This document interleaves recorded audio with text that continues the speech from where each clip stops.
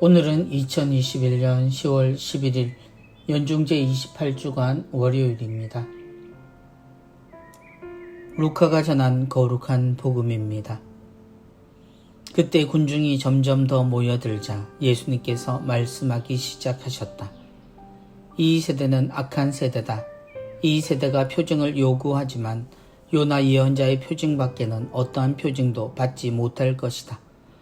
요나가 니네베 사람들에게 표징이 된 것처럼 사람의 아들도 이 세대 사람들에게 그러할 것이다.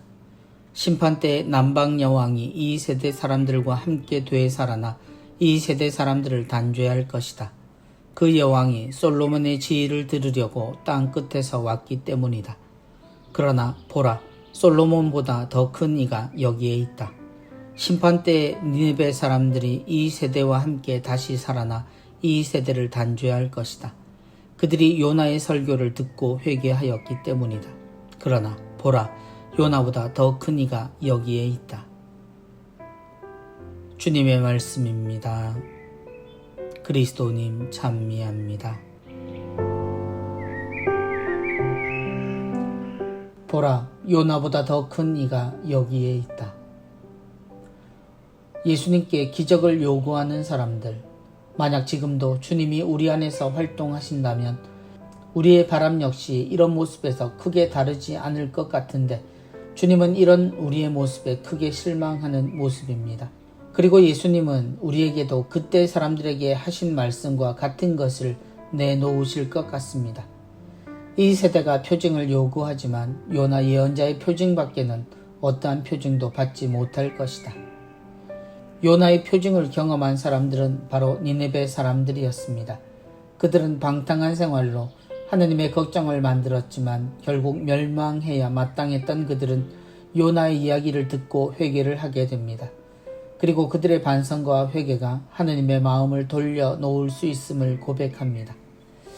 세상이 엉망이 되고 사람들이 죽음의 문화에 짓눌려 살고 있는 상황에 우리는 뭐 하나 신기한 일이 일어나 우리를 구해주는 징표가 되기를 바라고 기적을 청하지만 주님은 우리가 기억해야 할 일은 자신들에게 회개하라는 한 사람의 이야기에 마음을 돌린 이들을 이야기하십니다.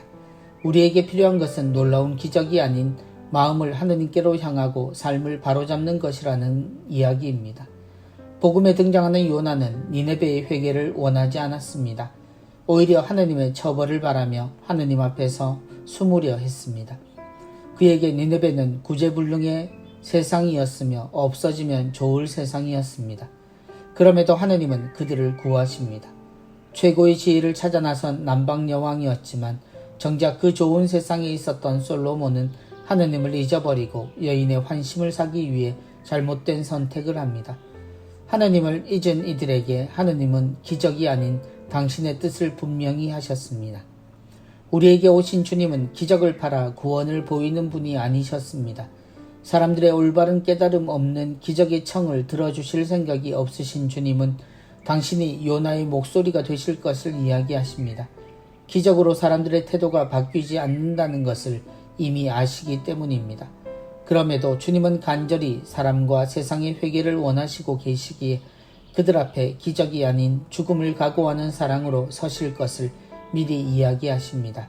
곧 요나보다 더 큰 이의 목소리가 아닌 생명을 사람들이 보게 될 것이라고 말입니다.